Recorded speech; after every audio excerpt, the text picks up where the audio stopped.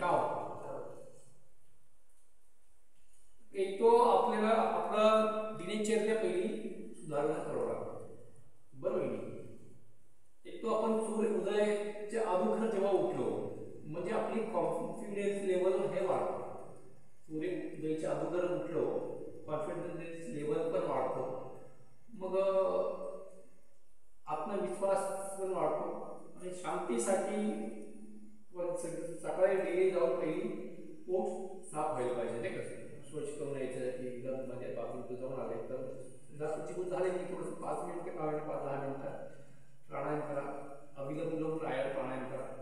त्यानंतर जर वेळ भेटत असेल 10-15 मिनिट 20 मिनिट अर्धा तास स्वतःसाठी वेळ देणं जरुरी आहे. थोडंसं ध्यान धारणा केली म्हणजे शारीरिक क्षमता पण वाढते, आत्मविश्वासामध्ये ही बढोतरी होती आणि नकारात्मक शक्ती प्रभाव कमी करायचा.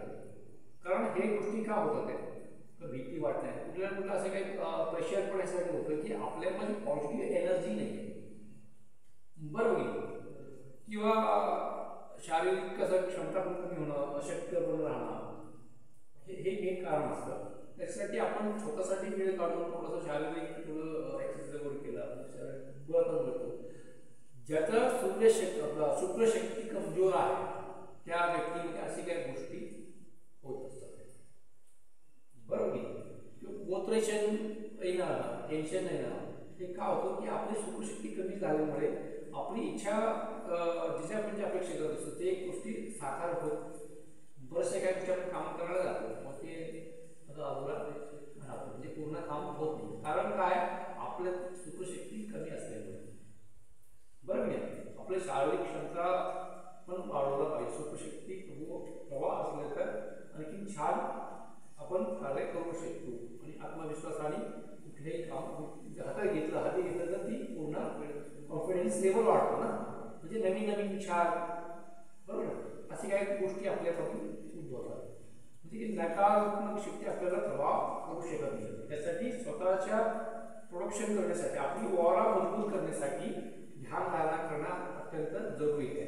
आणि प्राणायाम केल्याने तुमचे स्वास्थ्य पण चांगलं राहतो. प्राणायाम करणं अत्यंत जरुरी आहे. कोणाला तर गरमी वाढते, गरमी वाढली म्हणजे ऍसिडिटी होती, बरोबर. ऍसिडिटी पण नियंत्रित करण्यासाठी प्राणायाम करणं अत्यंत लाभदायक आहे. म्हणजे प्राणायाम केल्याने तुमची ऍसिडिटी पण प्रमाण कमी होईल. ऍसिडिटी का होतं, ऍसिडिटी होण्याचं पाणीचे कारण आहे कसं, एक तो आपण असे थंडाचे वातावरण असल्यामुळे आणि पाणी हा कमी प्रमाणात किंवा जेव्हा भूक लागते तेव्हा आपण भोजन करत नाही, म्हणजे टाईम भोजन करत नाही.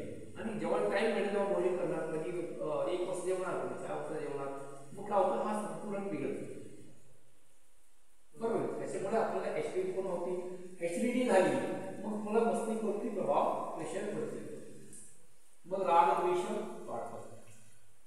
काय पोटासाठी सगळं, पोटच नाही ना, पोट नाभी चिखल जर अपडेटेड असेल मग मला काही समस्या येणार नाही. कारण कसं असतं 24 तासामध्ये काय प्रभाव असा असतो, तसं जर बघितलं गेलं 10 वाजल्यापासून 2 वाजेपर्यंत जी पित्त प्रकृती असते, म्हणजे बरोबर नाही, त्यामुळे जठराग्नी प्रबळ असते. सकाळी 10 ते दुपारी 2 वाजेपर्यंत पित्त प्रकृती असल्यामुळे प्रभाव जास्त असतं. तेव्हा आपण भोजन केल्याने पाचन तंत्र मजबूत राहतं, पाचन मजबूत असतं. जठराग्नी प्रबळ असल्यामुळे काही खाल्लं तरी पाचन तंत्र पाचन करून टाकते, नाही का. म्हणजे 10 ते 2च्या आतमध्ये जेवलं तर, आणि काय 2-3 वाजता जेवलं तेव्हा काय होतं, मग वात प्रकृती स्टार्ट होते. 2 ते संध्याकाळी 6 वाजेपर्यंत ही वात प्रकृती असते. संध्याकाळी किंवा रात्रीची हा प्रकृती वात प्रकृती, बरोबर आहे. वात प्रकृतीमध्ये मग आपण खाल्लेले गॅसेस होतात, बरोबर आहे. संध्याकाळची भोजन अजून आहार असतं. सकाळी भोजन उत्तम, सकाळची भोजन उत्तम, दुपारची भोजन मध्यम, संध्याकाळची अंतिम उत्तम, संध्याकाळची भोजन कमी असतात. दूध वगैरे घेतलं, तूप वगैरे घेतलं चालेल, अल्प आहार संध्याकाळचा. त्याच्यानंतर जर अपरात्री किंवा सकाळी जे समय असते सूर्योदयापासून 10 वाजेपर्यंत ही कफ प्रकृती असते. कफ प्रकृती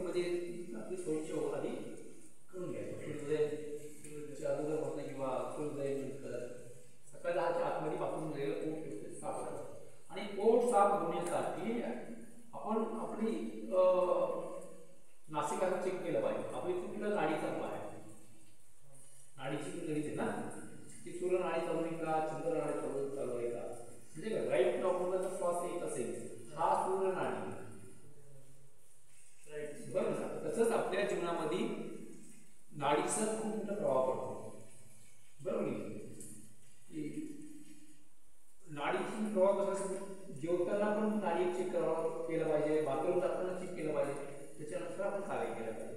जेव्हा सूर्य नाडी चालू असेल तेव्हा भोजन केलं पाहिजे, भोजन करताना सूर्य नाडी चालू पाहिजे, ते आपली पाचन खूप मजबूत होणार बरोबर. जर चंद्रनाडी चालू असेल तर बाथरूम जाऊन येतं खूप साफ होतं. चंद्रनाडी म्हणजे की लेफ्ट श्वास येत असेल शरीरामध्ये शीतलता वाढते बरोबर. म्हणून चंद्रनाडीमध्ये माणूस राग चंद्रनाडी ऍक्टिव्ह राहिला, राग द्वेष त्याला राग जास्त येत असेल तरी चंद्रनाडीमध्ये जास्त वेळ घालवतो ऍक्टिव्ह करता येतं. चंद्रनाडी जर असेल तुम्ही कंट्रोल करता, तुला भांडणं भांडायचं होत असेल तर आपलं शांतपणे उत्तर द्यायचं असेल. चंद्रनाडी ऍक्टिव्ह जर होत असेल शांत रीतीने त्याला तुम्ही सहन करा, पण याच्याशिवाय जर तुम्ही त्याला लगेच कर देणार नाही. जर चंद्रनाडी जर असेल कोण रडायचं असेल कोण मारामारी करायचं असेल मग चंद्रनाडी ऍक्टिव्ह जावा बरोबर. चंद्रनाडी हा चंद्रनाडी अर्धा तास 40 मिनिटाच्या अगोदर ती त्यांची होत असतात.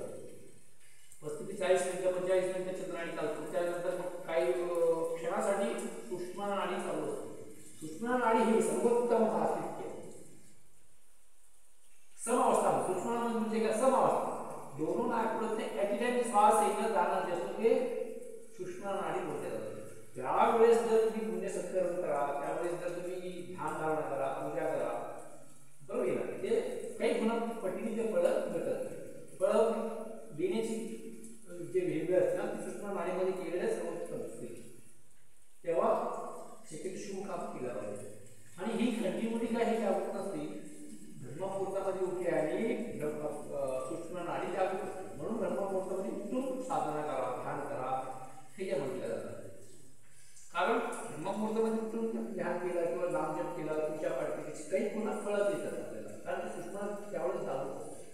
खरं ध्यान करायची वेळ सुषुम्ना नाडी जागृत करून करणे हे परफेक्ट ध्यान लागले जातं, त्याचे प्रभाव छान पडतात.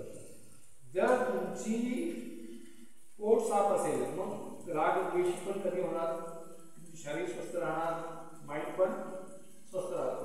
आपण ते नाडीची परीक्षण करणे, नाडीची समजून घेणं, नाडी काय आहे ही फार महत्त्वाचं आहे बरोबर. आणखी काय विषय असेल रागवर कंट्रोल. राग काय येतं की येतो बघ आपली काहीतरी आपली इच्छा व्यक्त होते किंवा मनात त्याचं प्लॅनिंग करून केलं असतं, आपली मनासारखं झालं मग राग द्वेष होतो, मनात विरुद्ध झालं मग राग द्वेष उत्पन्न होतं बरोबर. हे स्वाभाविक उत्तमच आहे माणसाला, आपल्या मनासारखं सगळ्या गोष्टी व्हावा का हवं, सगळ्या गोष्टी आपण विचार सगळं खरं आहे का म्हणजे बरोबर काही काही विचार माग ना बरोबर. प्रत्येक म्हणून आपल्याला परिणाम जगत असतो की आपलं सिद्ध करत असतो ना, मी जसं म्हणतो तसंच राहायला पाहिजे बरोबर. जर आपल्या मनात काही काम झालं तर मग राग द्वेष उत्पन्न होतं. मग आपण असे काही गोष्टी या गोष्टी अपेक्षा करण्याच्या अगोदर त्या गोष्टीत लक्ष द्यायला पाहिजे की आपण जे अपेक्षा करतो ते बरोबर आहे का, म्हणजे धर्माची बरोबर आहे का, किंवा एक व्यक्तीवर आपण बदल तुम्ही काय करू शकता बरं हे पण बरोबर नाही. जर आपली हक्काच असेल ते आपल्याला भेटलं पण पाहिजे त्यापेक्षा ठीक आहे. जर एक गोष्टी नाही भेटली तर आपण काही गोष्टी संतुष्टी करून घ्यावा लागतो, संतुष्टी नाही केला मला विषय वाटतं बरोबर नाही. आणि दुसरी गोष्ट जर तुमची पोट अपडेट नसेल, पोट साफ जर होत नसेल, ऍसिडिटी होत असेल, ऍसिडिटी का होते बरं एखाद्या व्यक्तीला आपल्यापासून काही त्रास झाला किंवा तो काही गोष्टी आपल्याला नेगेटिव्ह बोलला, आपल्याला नेगेटिव्ह म्हणजे काहीतरी आपण पाणी काहीतरी आपली बुराई नेगेटिव्ह जर बोलत असेल तो तुम्हाला तुमची धावी आहे म्हणून कोणाबरोबर तो राग